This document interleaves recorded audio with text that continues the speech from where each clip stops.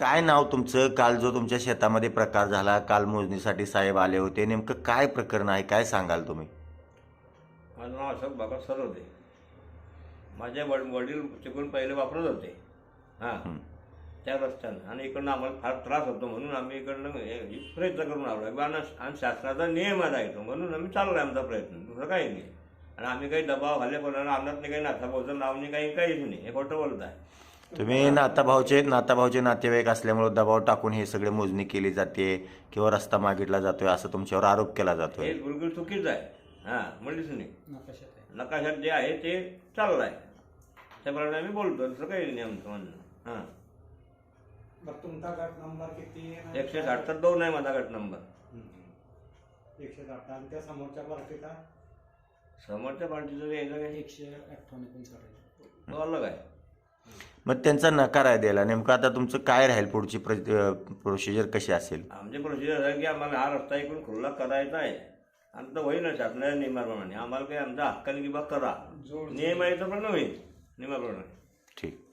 काय सांगाल, जे काल रस्त्याचं प्रकरण झालेलं आहे, तुम्ही तिथं होता, पोलीस बंदोबस्त होता, तरी सुद्धा तुम्हाला जी मागणी तुमची होती रस्त्याची तो मिळाला नाही, नक्की काय हे प्रकरण काय आहे?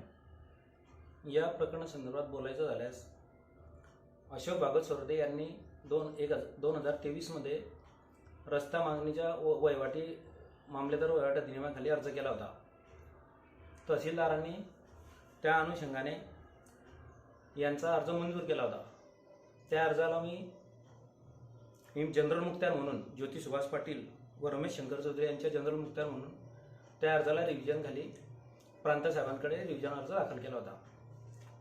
त्या रिव्हिजन अर्जाची कार्यवाही चालू असताना आमचे असे लक्षात आले, अशोक भागवत सोरदे आणि आमच्यामध्ये असं लक्षात आलं की हा जो रस्ता आहे उत्तरेकडचा आमच्या गटाला लागून मूळ गट नंबर 160ला उत्तरेकडे लागून जो रस्ता आहे तो रस्ता नकाशातच दिसतो आहे. आणि म्हणून आमच्यात समझोता झाला आणि त्या समझोत्याच्या अनुषंगाने आम्ही तडजोड पुरशी सादर करून या रस्त्याची मोकळा करून द्यावा अशी प्रांत साहेबांकडे मागणी केली. त्या अनुषंगाने प्रांत साहेबांनी आमच्या विनंतीला मान देऊन आणि कायदेशीर प्रक्रिया पूर्ण करून ज्या कायदेशीर बाबी होत्या त्या तपासून, नकाशे वगैरे तपासून, त्या अनुषंगाने प्रांत उपविभागीय अधिकारी उसागडे यांनी आमच्या बाजूने निर्णय दिला. आणि तो रस्ता जुनोने पिंपळगाव डांबरी रस्त्यापासून तर गट नंबर 160 मूळ गट नंबर 160 पर्यंतचा जो रस्ता नकाशात दिसून येतो तो रस्ता पूर्णपणे मोकळा करावा असा आदेश केलेला आहे. तद्वतच 2025मध्ये शासनाचे जे काही धोरण निश्चित झालेले आहे त्या धोरणानुसार शेतरस्ते आणि पानन रस्ते मोकळे करावे असे महसूल मंत्र्यांनी सुद्धा जाहीर केलेले आहे.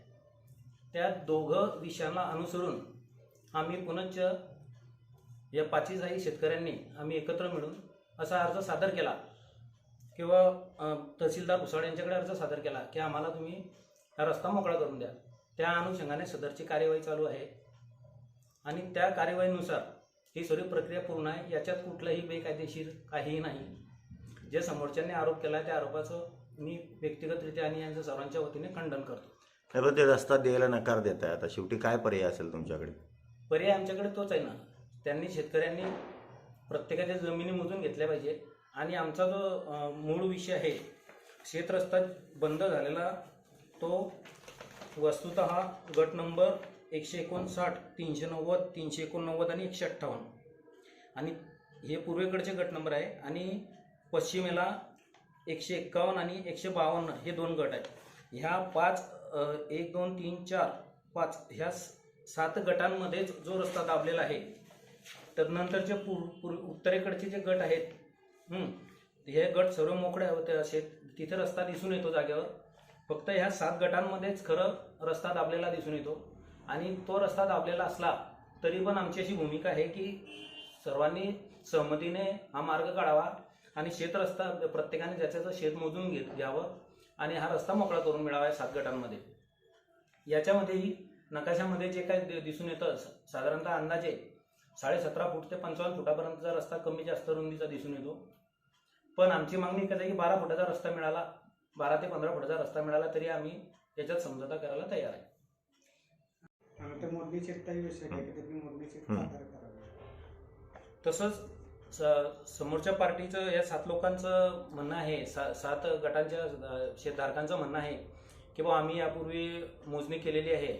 तर माझं त्यांना असं एक विनंती आहे की ते म्हणतात आम्ही साधारण आहे, तर माझी त्यांना विनंती आहे की बा त्या 7 जणांनी गट नंबर 190, 390, 389, 158, 151, 152 या लोकांचे मोजणीचे पैसे मी व्यक्तिगतरित्या भरायला तयार आहे. आणि जर जागेवरती जर सिटे सर्वेच्या लोकांनी भूमी अभिलेख कार्यालयाच्या कर्मचाऱ्यांनी सांगितलं की बा इथे जागेवर रस्ता दिसून येतो, तर त्यांनी तो रस्ता मोकळा करावा अशी मी त्यांना याद्वारे आवाहन करतो.